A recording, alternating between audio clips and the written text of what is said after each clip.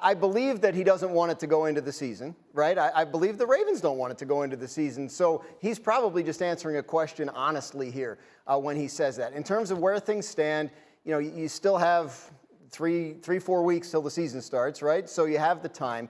Remember, the new preseason schedule, there's extra time between the final preseason game and the start of the season. There's been a theory around the league, it hasn't shown up yet, that maybe some more business like this might get transacted in that interim time. Maybe when teams are, the rosters have been cut down, they're less focused on all that. So look out for that. But look, I mean, he has a sense of what he wants. And they're obviously not there yet. If they get there, great. If they don't, I really think he's going to go into this season, play this out, dare them to franchise him next year and go down that road. He can do that, right?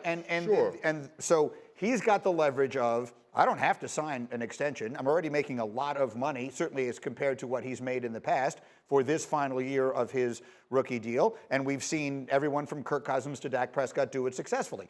The other side of it, of course, is the Ravens, their leverage is you don't want to run the risk. You don't want to put any, if there's the possibility of having $250 million on the table, that's always, so where is the leverage, I guess, is what I'm trying to ask you here. In your opinion, who is in control of this negotiation, Canty? Well, the leverage is with Lamar because he's clearly comfortable playing in the final year of his contract, and you typically don't see that with NFL players because they want the security in terms of being able to protect themselves if an injury happens.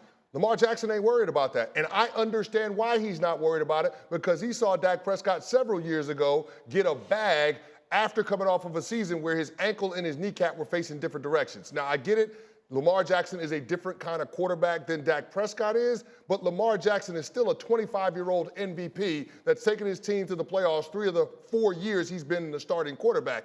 There are going to be teams that are lined up for Lamar Jackson's services if the Ravens aren't willing to give him his money. So if you're Lamar, you're sitting back and waiting to see what else happens, to see what the Ravens will do. But I completely understand why he's not signing a contract offer that wouldn't make him the highest paid player in the NFL in terms of average annual value and in terms of guaranteed money. Tannenbaum, you've lived these negotiations a million times. How would you assess the leverage in this one? It's all with Lamar right now. And Chris Canty made a great point last hour, which is this. When Deshaun Watson signed for $230 million, all Lamar had to do is walk in with or without an agent, put his feet up on Steve Bashai's desk and say, I am not taking 5 cents less. I'm a league MVP. You traded up for me in the first round. We've changed the offense. We've been wildly successful, and I am not taking anything less than Deshaun Watson. The good news is if we do this ASAP, I don't want anything more. But as soon as Joe Burrow and Justin Herbert get more, my number's only going up. So, Greeny, I think time is actually on Lamar Jackson's side. And if I'm Eric DeCosta, the GM of the Ravens, I'm going beyond my comfort zone now because I want to stabilize the future of this franchise with Lamar Jackson. And if they get through the year and now we're going into a franchise situation, Lamar Jackson's leverage just continues to go up. Pick it, Sacho. Yeah, I love it. I love it. And here's the beauty of what Lamar Jackson's doing.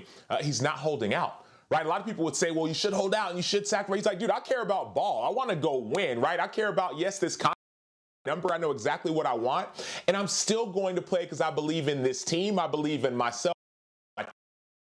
Like, I love everything about what Lamar Jackson is doing because even if the unthinkable happens and he gets injured, we've seen people still get paid after an injury. Even if the thinkable happens and he wins an MVP or plays dominantly this season, we know that that money that he asked for this year is going to go up next year. And so for me, I love the unselfishness.